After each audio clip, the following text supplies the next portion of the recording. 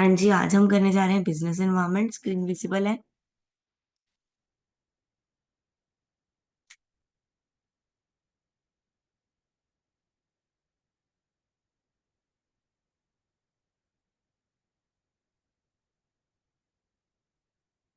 Okay. हाँ जी, तो Indian business environment relationship बताएंगे सबसे पहले बिजनेस और एनवायरनमेंट के बेस में। ठीक है। Relationship between business and environment is like two way street.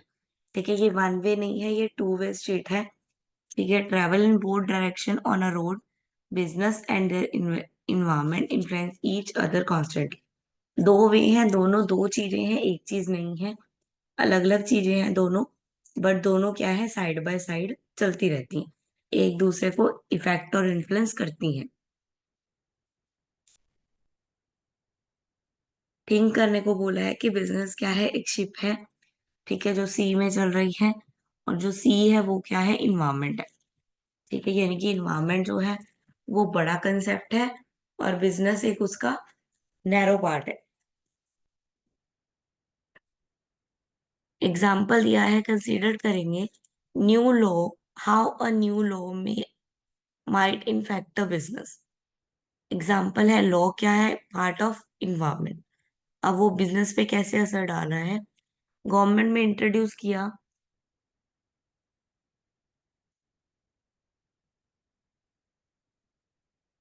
Strict environment regulation. ठीक है, need to change its production process to reduce pollution. This adjustment can be costly and time consuming, but it necessary for the factory to continue operation legally. Here environment influence the business. ठीक है, क्या है, एक नया law पास हुआ जिसमें ये कहा गया कि उसको अपनी प्रोडक्शन प्रोसेस में चेंज लाना होगा, क्योंकि उसकी प्रोडक्शन प्रोसेस से पोल्यूशन हो रहा है। तो चाहे टाइम ज्यादा लगे, चाहे पैसे ज्यादा लगे, चाहे कॉस्टली हो, हमको ये जो है वो करना ही पड़ेगा, because it is a lawful. ठीक है, लॉफुल काम करते हैं हम, तो हमें लॉफुल होने के लिए ये चेंजेस करने ही पड़ेंगे। इसलिए कह रहे हैं कि इन्वायरमेंट जो है वो बिजनेस को इफेक्ट करता है। और दूसरी तरफ क्या है, बिजनेस भी इन्वायरमेंट को इफेक्ट करता है। लाइक एप्पल की कंपनी है। ठीक है, जो कंज्यूमर की डिमांड को फुलफिल कर रहा है, न्यू ट्रेंड क्रिएट कर रहा है, टेक्नोलॉजी नहीं लेके आ रहा है। ठीक है, तो एप्पल की वजह से क्या हुआ है, इन्वायरमेंट अपग्रेड हुई है, इन्वायरमेंट नहीं हुई है, जनरेट हुई है। Technology is crucial factor in this dynamic relation. Advancement in technology can defeat entire industry. ठीक है, वो कह रहे हैं टेक्नोलॉजी एक बहुत बड़ा फैक्टर है, और थोड़ा सा भी टेक्नोलॉजी में चेंज हमारी पूरी की पूरी इंडस्ट्री को हिला सकता है। ठीक है, हमें भी वो चेंज लेके आना पड़ता है। लाइक जैसे कंप्यूटर आए, स्टार्टिंग में उसको किसी ने वर्क नहीं किया, लेकिन अब क्या हो गया, कंप्यूटर जरूरी हो गए। तो इससे क्या हुआ, इन्वायरमेंट की वजह से बिजनेस पे इफेक्ट हुआ। समरी पढ़ लो फटाफट एक बार।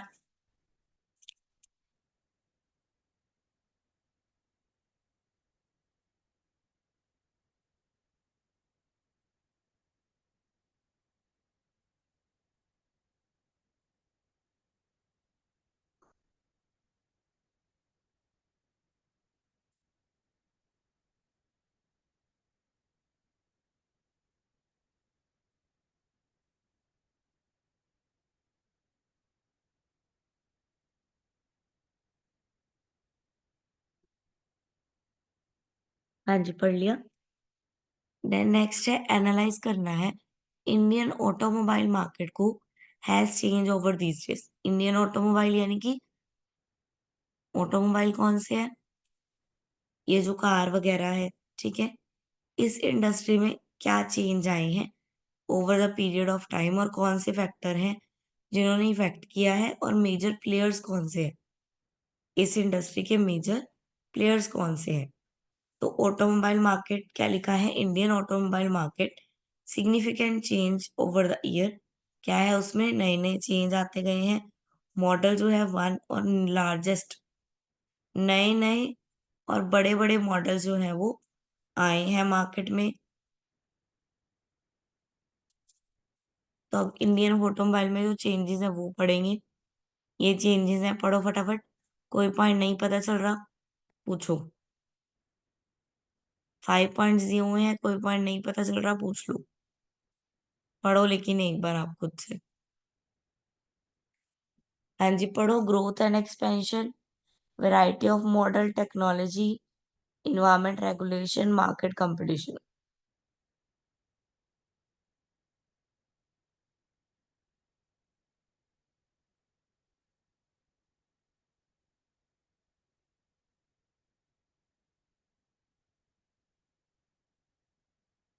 हाँ जी, क्लियर है।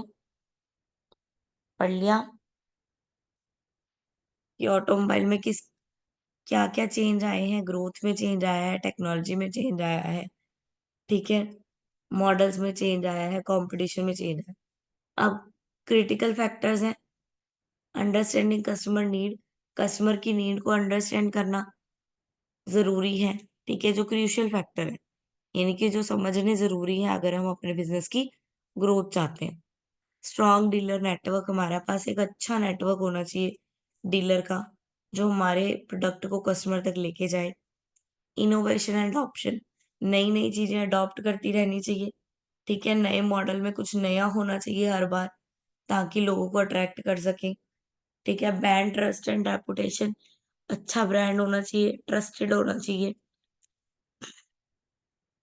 प्राइसिंग स्ट्रेटजी, जो प्राइस होगा वो क्या होगा, रीजनेबल होना चाहिए, या फिर रीजनेबल नहीं भी है तो वर्थी होना चाहिए। कम मतलब जो हम वैन या कार सोच रहे हैं लेने की, उस अकॉर्डिंग होना चाहिए। Then manufacturing, manufacturing related, manufacturing अच्छी होनी चाहिए, कॉस्ट उसमें रिडक्शन यानी कि कॉस्ट कम लगनी चाहिए। देन थर्ड आ गया Indian industry, look out change significance after 1991, why and how. वो कह रहे हैं कि इंडियन इंडस्ट्री में 1991 के बाद यानी कि 1991 के बाद एक बड़ा चेंज आया है, ठीक है, एक सिग्निफिकेंट, एक इम्पॉर्टेंट चेंज आया है। वो क्यों आया और कैसे आया? 1991 में क्या हुआ था? हाँ जी, 1991 में क्या किया था इंडिया में?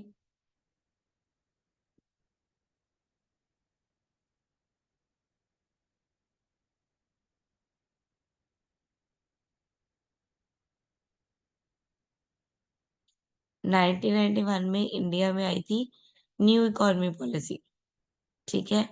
तो according to new economy policy सारा सिस्टम चेंज हो गया था, ठीक है। जो लाइसेंस बनाने की जरूरत पड़ती थी वो खत्म हो गई थी, कंपनियां प्राइवेट हो गई थी, और सारी मार्केट ग्लोबल हो गई थी, ठीक है। तो उसकी वजह से जो भी चेंज आए हैं वो बताने हैं हमने इसने, ठीक है। रीजन फॉर चेंज, क्यों करना, पहले तो हम ये बताएंगे कि हमें वो चेंज करना क्यों पड़ा।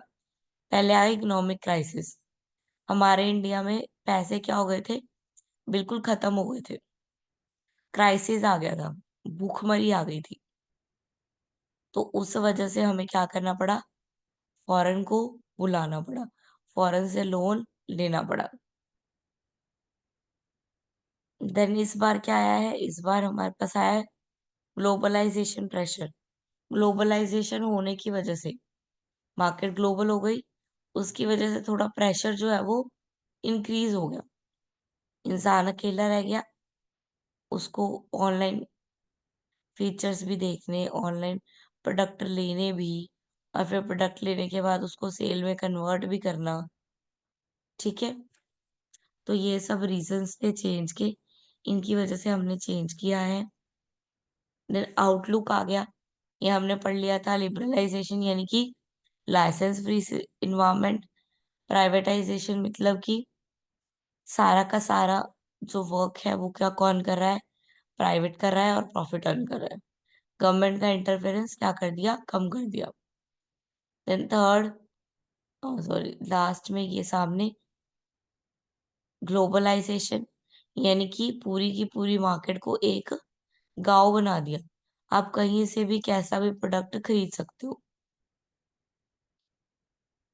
देखने पे, ठीक है? जब आप देखो एक दूसरे को तब।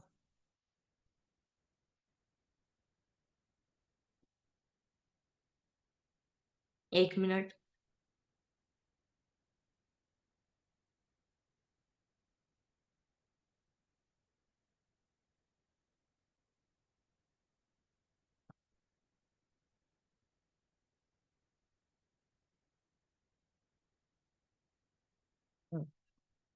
नाउ इम्पैक्ट, मतलब कि न्यू पॉलिसी की वजह से क्या-क्या इम्पैक्ट हुआ है, क्या-क्या फ़र्क हुआ है? क्या फ़र्क हुआ है? कॉम्पिटिशन बढ़ गया, ग्रोथ अच्छी हो गई प्राइवेट की ज़्यादातर। अब सेक्टर्स पब्लिक से ज़्यादा सेक्टर किसके बन गए हैं? प्राइवेट के बन गए। फॉरेन इन्वेस्टमेंट बढ़ी, बाहर के लोगों ने आके हमारे इंडिया में इन्वेस्ट किया।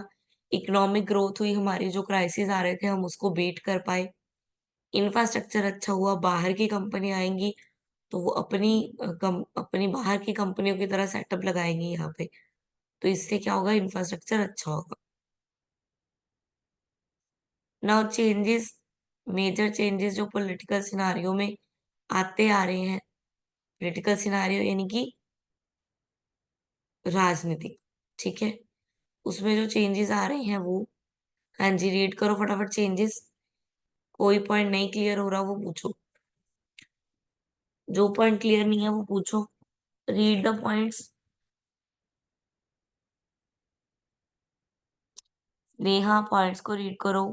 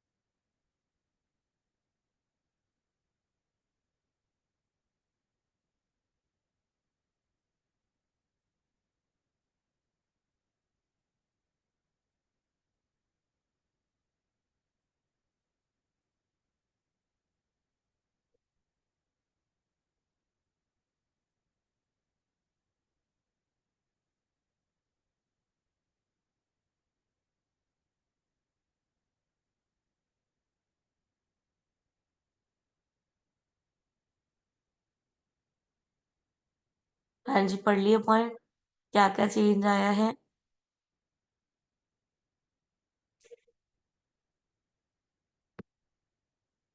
नाउ इम्प्रूवमेंट और वर्सेट, यानी कि जो अच्छी और बुरी, क्या फ़र्क पड़ा है? ग्रोथ एंड डेवलपमेंट, ये तो अच्छी बात है। ग्रोथ एंड डेवलपमेंट हुई है। पॉलिटिकल पार्टिसिपेशन, ठीक है? इसमें क्या हुआ, जो राजनीतिक नेता है, उनका ध्यान पब्लिक की तरफ बढ़ गया है अब, ठीक है? तो अब वो क्या कर रहे हैं, पब्लिक को इन्फ्लुएंस करने की कोशिश कर रहे हैं। देन डिसेंट्रलाइजेशन, यानी कि सबके पास समान अधिकार है।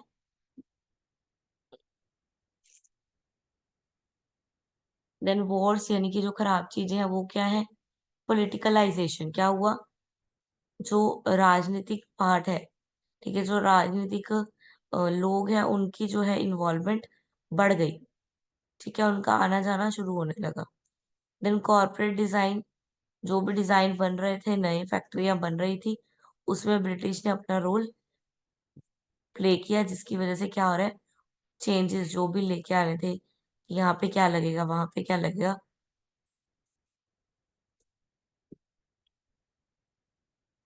ठीक है। देन करप्शन, करप्शन बढ़ गई।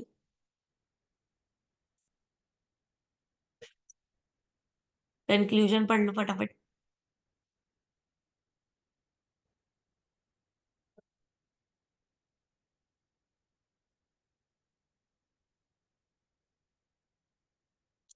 Now question है, how the demographic variable decide the marketing mix of the organization.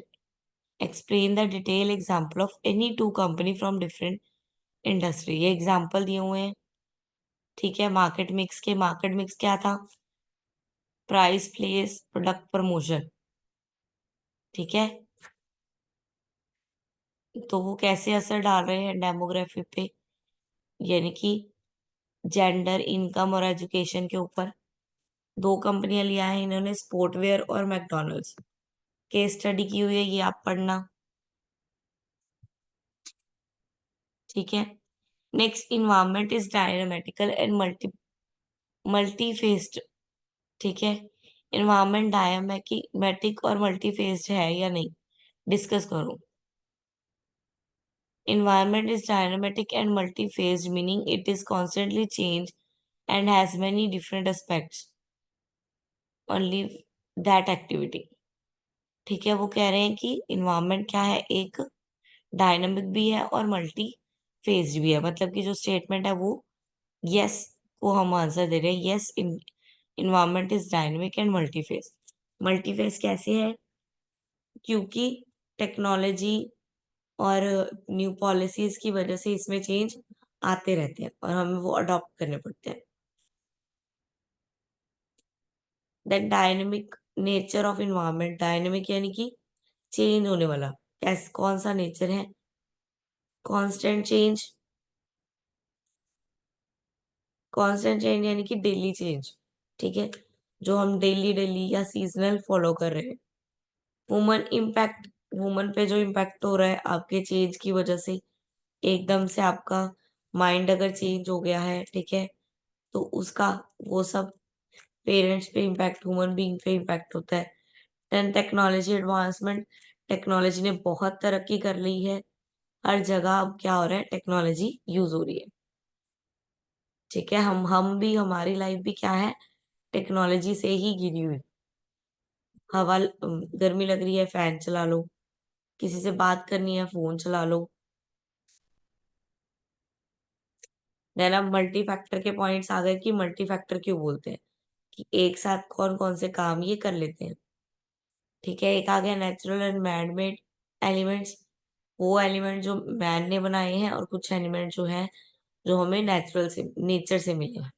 तो हमें उनको क्या करना है, उनको संभाल के रखना है, खराब नहीं करना है। देन इकोनॉमिक फैक्टर, इकोनॉमिक यानी कि पैसों से रिलेटेड। सोशल और कल्चर यानी कि उसके कल्चर से रिलेटेड। पॉलिटिकल एंड लीगल यानी कि राजनीतिक। ठीक है, गवर्नमेंट हो गया, या जो गाड़ियां आप देखते हो जिनके पीछे लाल लाल बत्तियां लगी होती हैं, वो होगी। ठीक है, उन्होंने भी हमें प्राइवेटाइजेशन में, यानी कि इंडिया को प्राइवेटाइजेशन में बहुत बड़ा रोल प्ले किया है। Then dynamic multiple phase environment, example आ गए हैं इसके, एग्जाम्पल से ज्यादा क्लियर होगा। हाँ जी, रीड करो फटाफट एग्जाम्पल।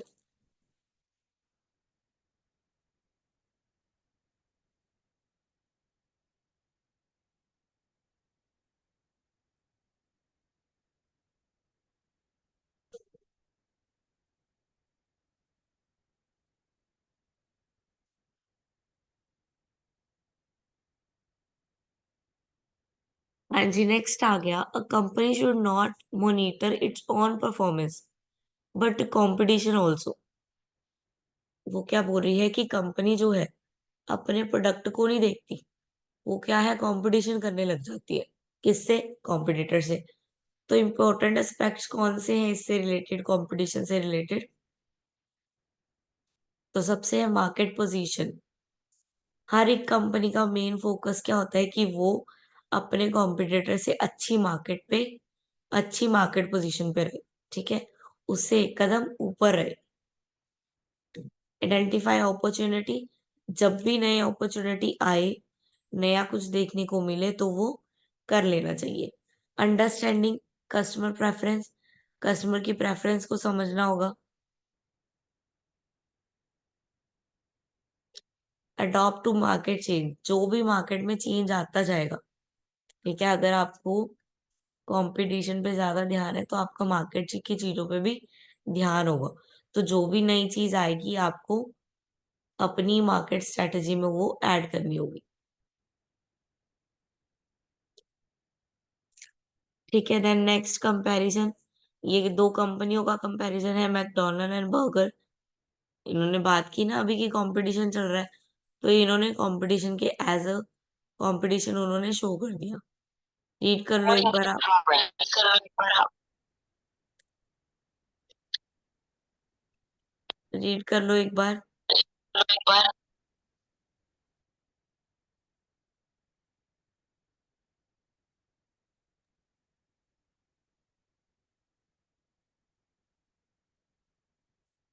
हाँ जी, रीड कर लो फटाफट।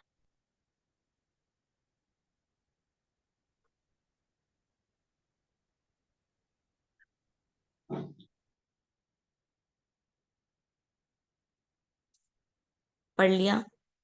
मैकडॉनल्ड्स और बर्गर में मार्केट एडवांटेज भी पढ़ लो। ये सब मैकडॉनल्ड्स और बर्गर के एज ए एग्जाम्पल है। आप इकट्ठा भी लिख सकते हो अगर आपको ऐसे अलग अलग नहीं लिखने। बर्गर लिख के बर्गर के बारे में, मैकडॉनल्ड्स लिख के मैकडॉनल्ड्स के बारे में।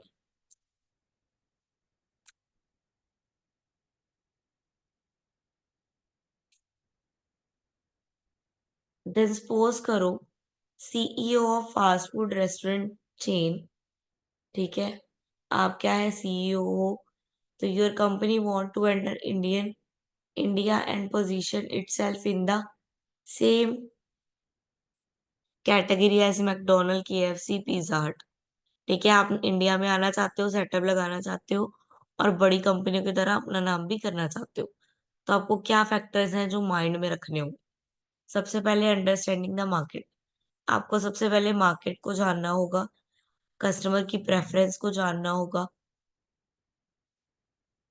ठीक है, कल्चरल सेंटिमेंट्स को जानना होगा, ठीक है, ऐसे पॉइंट ध्यान में रखने होंगे जिससे कस्टमर का जो सेंटिमेंट है, जो इमोशनल पार्ट है, वो हर्ट ना हो।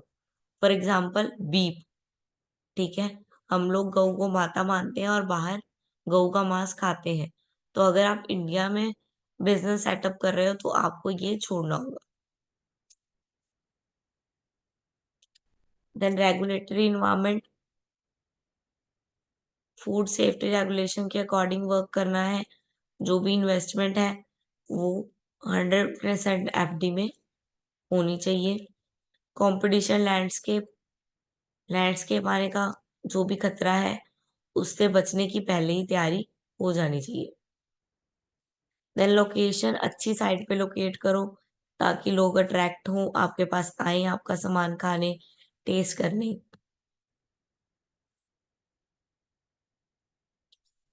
नाउ कंक्लूजन,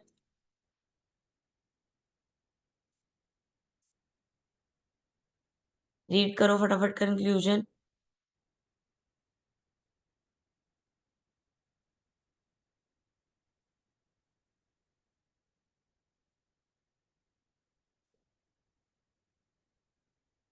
हाँ जी, कंक्लूजन पढ़ लिया?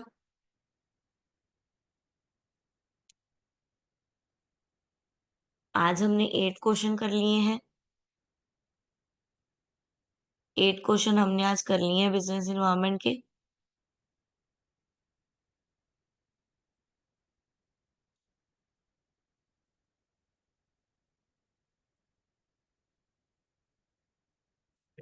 10 क्वेश्चन है बिजनेस इन्वायरमेंट के चैप्टर 1 के।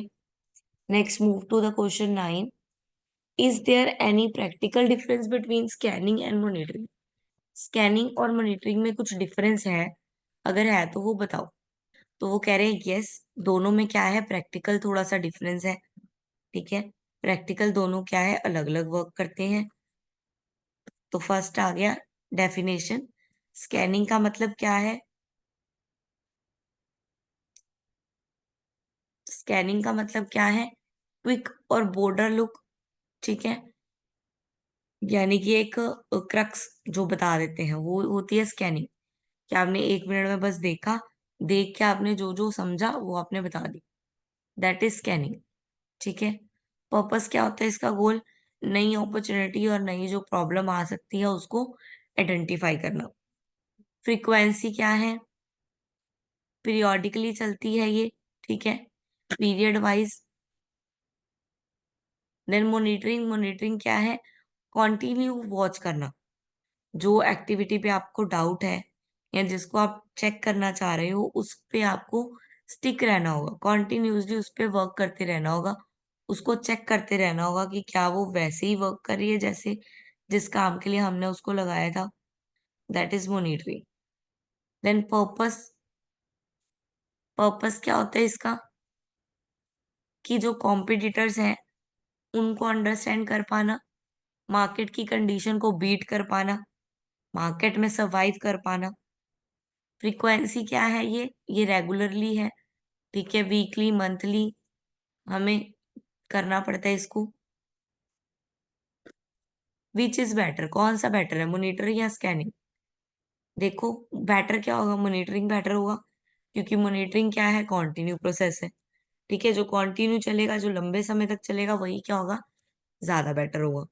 तो उन्होंने पहले पॉइंट में बता दिया कि क्या है ये, कॉन्टिन्यू चलने वाला है, इसलिए ये बेटर है। डिटेल ट्रैक करता है, कंटिन्यू चलता रहता है, तो जब जब प्रॉब्लम इनको डिफाइन की जाएगी, जब जब प्रॉब्लम इसके सामने इसको नजर आएगी, वो इसको फटाफट क्या कर लेगा? ट्रैक कर लेगा। टाइमली एडजस्टमेंट, फटाफट एडजस्ट हो जाता है टाइमली, ठीक है। प्रोएक्टिव स्ट्रेटेजी है ये एक तरह की, ठीक है, यानी कि मार्केट की चेंजिंग सिचुएशन के अकॉर्डिंग फटाफट अपने आप को चेंज कर लेते हैं। देन नेक्स्ट आ गया, good strategist always keep an I on development in environment, ठीक है। जो एक गुड स्ट्रेटेजिक पर्सन है, उसकी हमेशा आइज जो है इन्वायरमेंट की डेवलपमेंट पे रहती है। इस कमेंट को आंसर दो, यानी कि एक गुड स्ट्रेटेजी के बारे में बताना है, ठीक है। तो गुड स्ट्रेटेजी क्या होता है? हमेशा उसका ध्यान क्या रहता है? चेंजिंग इन्वायरमेंट पे रहता ही रहता है। तो अब पूछ रहे हैं वाई मॉनिटरिंग इन्वायरमेंट। अब हमें इन्वायरमेंट को मॉनिटर क्यों करना है? अपॉर्चुनिटी को अंडरस्टैंड करने के लिए। जब तक हमारे पास कोई नई अपॉर्चुनिटी नहीं आएगी, हम ग्रोथ नहीं कर पाएंगे बिजनेस की, ठीक है। तो नई अपॉर्चुनिटी को आइडेंटिफाई करने के लिए, मार्केट के जो ट्रेंड है, नए नए ट्रेंड आ रहे हैं, ठीक है, हमारे कॉम्पिटिटर हमारे से आगे ना निकल जाए, तो हमें उस ट्रेंड को फॉलो करना पड़ेगा।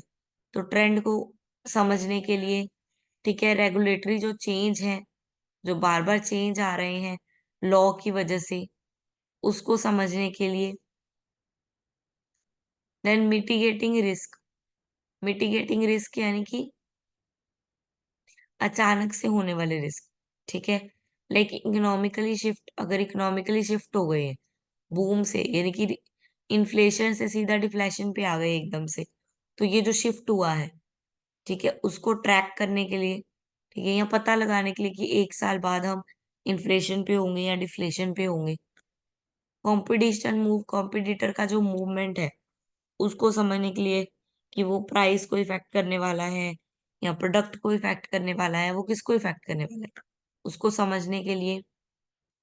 अडॉप्ट, अडॉप्टेशन, नए चेंज को फटाफट अडॉप्ट करने के लिए हमें अडॉप्ट कर लेना चाहिए जैसे ही कोई हमें नया चेंज मिले। इनोवेशन, नई नई टेक्निक्स, नई नई इनोवेशन, ठीक है, नई नई खोजें, ठीक है। देन बिल्डिंग, यानी कि क्राइसिस मैनेजमेंट, जो भी क्राइसिस आए थे, ठीक है, जो क्राइसिस आ सकते हैं या आ रहे हैं, बिजनेस में कोई फर्क पड़ रहा है, तो उन क्राइसिस को कम करने के लिए, उन क्राइसिस को बीट करने के लिए। Then sustainability. सस्टेनेबिलिटी यानी कि सोशल इश्यू और इन्वायरमेंट पे अपनी आइज बना के रखने के लिए। कोई भी सोशल इशू आता है या बिजनेस का कोई मॉडल है जो वर्क नहीं कर रहा है, वो समझना, ठीक है। तो उस अकॉर्डिंग अपने मॉडल को चेंज कर लेना, ताकि हम बिजनेस में सरवाइव कर सकें, ताकि हम इन्वायरमेंट में सरवाइव कर सकें, ठीक है। आइडेंटिफाई कर सकें अपॉर्चुनिटी को, इनहेंस कर सकें प्रॉब्लम्स को, रिस्क को मिटिगेट, रिस्क को कम कर सकें, ठीक है, नई अपॉर्चुनिटी और लॉन्ग टर्म सक्सेस को हासिल कर सकें। हाँ जी, चैप्टर 1 क्लियर हो गया। हाँ जी स्नेहा, चैप्टर 1 क्लियर है, समझ में आ गया। बिजनेस इन्वायरमेंट बहुत इजी सब्जेक्ट है, सिर्फ आपको माइंड में रखना है। क्या माइंड में रखना है? इन्वायरमेंट। इन्वायरमेंट कौन सा है? जिसमें आप रह रहे हो वो सारा इन्वायरमेंट है। कल्चर, टेक्नोलॉजी, ठीक है, social culture, political factors, government, ये सब क्या है? ये इन्वायरमेंट है। ठीक है? नेचुरल रिसोर्सेज, अपॉर्चुनिटी, कॉम्पिटिटर्स, ये सब क्या है? ये सब इन्वायरमेंट का पार्ट है। ठीक है? बिजनेस आपको पता ही है। तो जब बिजनेस को इन्वायरमेंट इम्पैक्ट करेगा, उससे रिलेटेड हमने सारा कुछ इसमें लिख देना है कि ठीक है, कि हमारे क्राइसिस आ गए थे इकोनॉमिक, इकोनॉमिक हम कैसे बीट कर पा रहे हैं, हम क्या क्या नई नई स्ट्रैटेजी सब अपना पा रहे हैं, उन सबको लिखना है। क्लियर है चैप्टर 1?